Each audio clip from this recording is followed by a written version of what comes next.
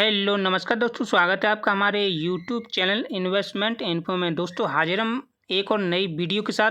तो दोस्तों आज हम बात करने वाले हैं बैंकिंग शेयर के बारे में, तो जिसका नाम है कोटक महिंद्रा बैंक। जैसे कि आप देख पा रहे हैं कोटक महिंद्रा बैंक जो आपकी स्क्रीन पर है। बात करें दोस्तों कि शेयर प्राइस की, जिसका जो शेयर प्राइस चल रहा है वो चल रहा है 1855 रुपये। जैसा कि आप देख पा रहे हैं 1855 रुपये इसका शेयर प्राइस चल रहा है।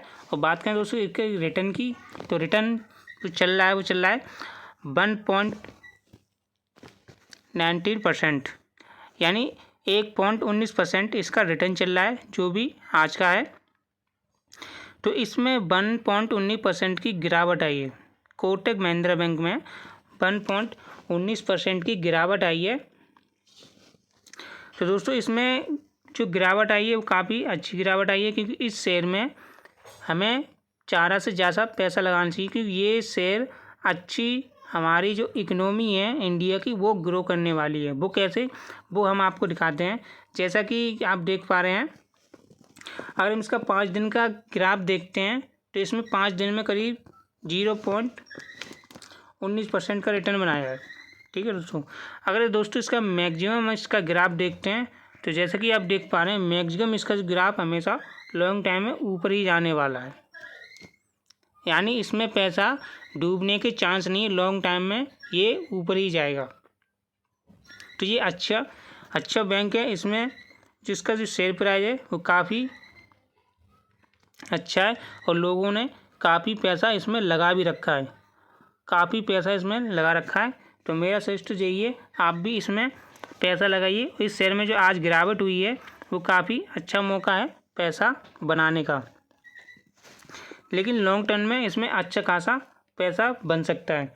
दोस्तों अपनी इकोनॉमी को हमें अगर ग्रो करना है तो हमें अपने पैसों को काम पर लगाना चाहिए। जी हाँ दोस्तों, अपने पैसों को काम पर लगाएंगे तभी हम कुछ हासिल कर पाएंगे, क्योंकि हमें भविष्य में, जैसा कि आप देख पा रहे हैं आज की महंगाई में आम यानी मिनिमम मीडियम लोगों को तो सब्जी खाना भी दुश्वार हो गया। इतनी महंगी सब्जी है कि क्या बताऊँ मैं आपको। मेरी साथ तो टमाटर 250 रुपये किलो, 250 रुपये किलो टमाटर चल रहे हैं। लोग क्या करें, 80 रुपये किलो बैगन, या कहाँ 5 रुपये किलो बेचते थे वो 80 रुपये किलो बिक रहे हैं। मैं खुद अपनी आंखों से देख रहा हूँ इतनी महंगाई। क्या करे आम इंसान, कैसे क्या होगा। इसलिए दोस्तों अपने पैसों को भी काम पे लगाइए, ताकि आने वाले समय में, यानी आने वाली महंगाई में, और आपको पता है दोस्तों हमारी जो इन्फ्लेशन है जिसे हम महंगाई कहते हैं वो 8% के हिसाब से 8% के हिसाब से ग्रो हो रही है, यानी बढ़ रही है। यानी दोस्तों आज चीज़ आप 100 रुपये की लोगे,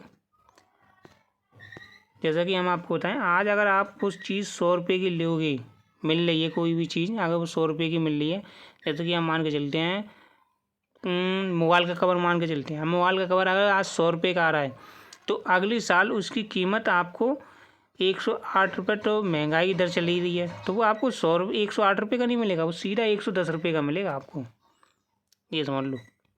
इसलिए महंगाई तो इतनी चल रही है।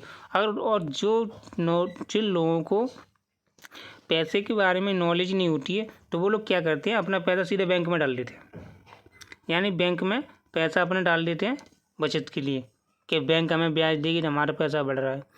अरे यार क्या समझाऊँ, बैंक में हमारा पैसा डालने से हमारा पैसा माइनस में और हो जाता है दोस्तों। जैसा कि हमने आपको अभी बताया, अगर कोई चीज़ 100 रुपये की आज मिल रही है तो नेक्स्ट ईयर वो कितने की हो जाएगी, 108 रुपये की।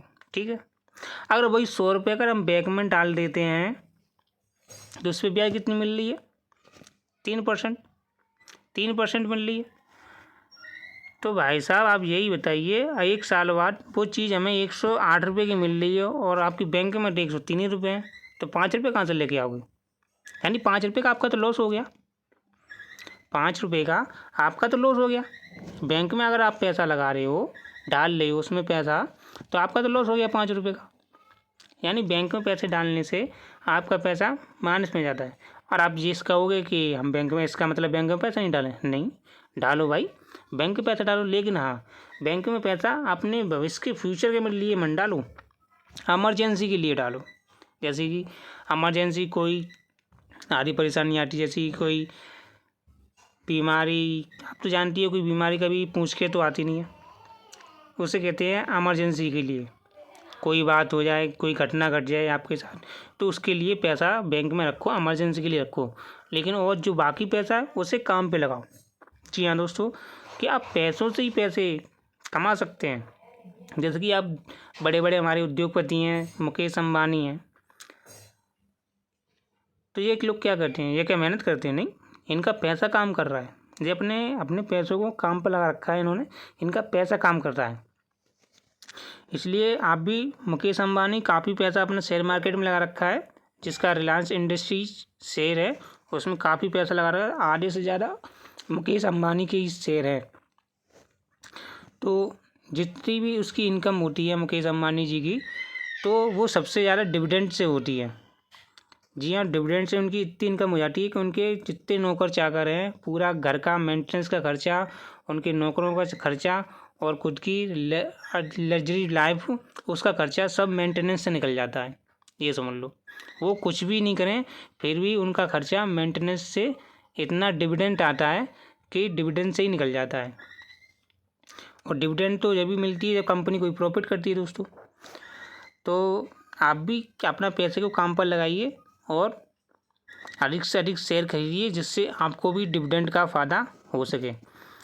और उतार चढ़ाव से हमने आपको बता ही दिया दोस्तों, आप उतार चढ़ाव से भी, यानी इसे वॉलेटिलिटी कहते हैं, इससे भी अच्छा खासा पैसा बना सकते हैं। लेकिन आपको लॉन्ग टर्म में पैसा बनाना है, तो लॉन्ग टर्म के लिए दोस्तों तो होल्ड करना पड़ेगा आपको शेयर को। जैसे ही गिरावट पे नीचे शेयर गिरे, जैसे कि आज इसकी कोटक महिंद्रा बैंक का इसका जो गिरावट आई है वो आई है दोस्तों 1.19% की गिरावट है।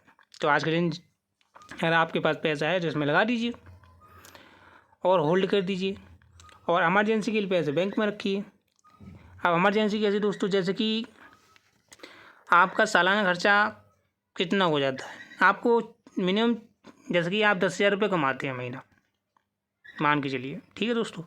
अगर आप महीने पे 10,000 रुपये कमाते हैं तो आपको इमरजेंसी के लिए कम से कम 60,000 रुपये बैंक में रखना चाहिए। इमरजेंसी फंड के लिए 60,000 रुपये आपको बैंक में रखना चाहिए।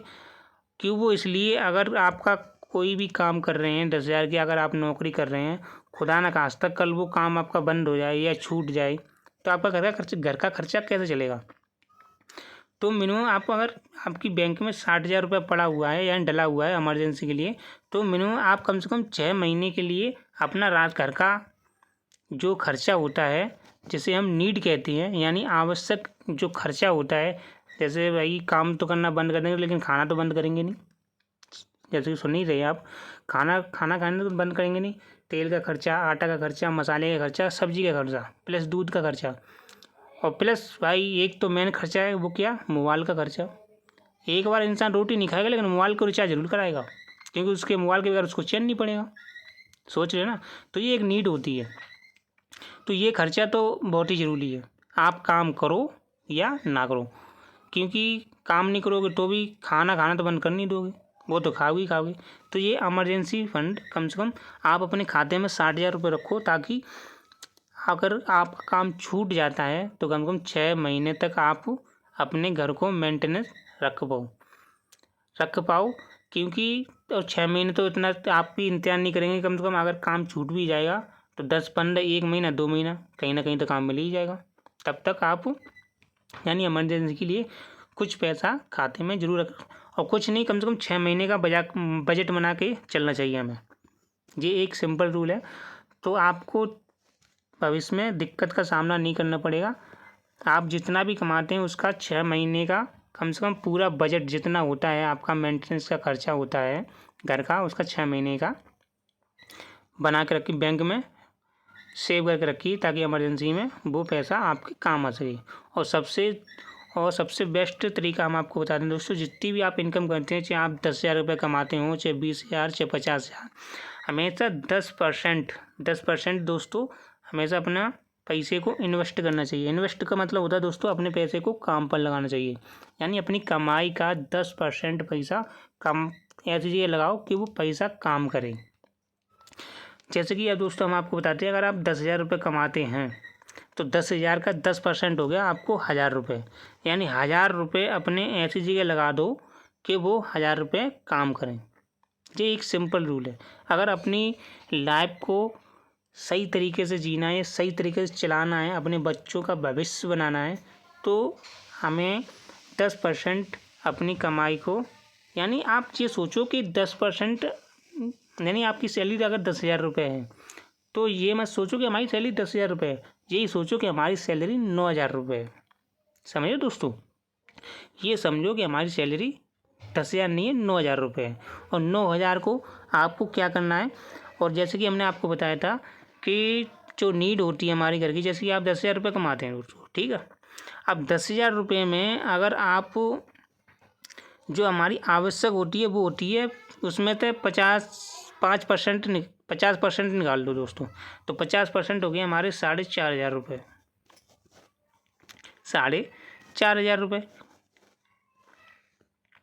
तो 4,500 रुपये जो आपकी नीड होती है, यानी घर का जो राशन पानी होता है उसमें खर्च करो, और बचा फिर 50% में 1% तो आपका इन्वेस्ट में चला जाएगा, बचेगा हमारा 4% रुपये।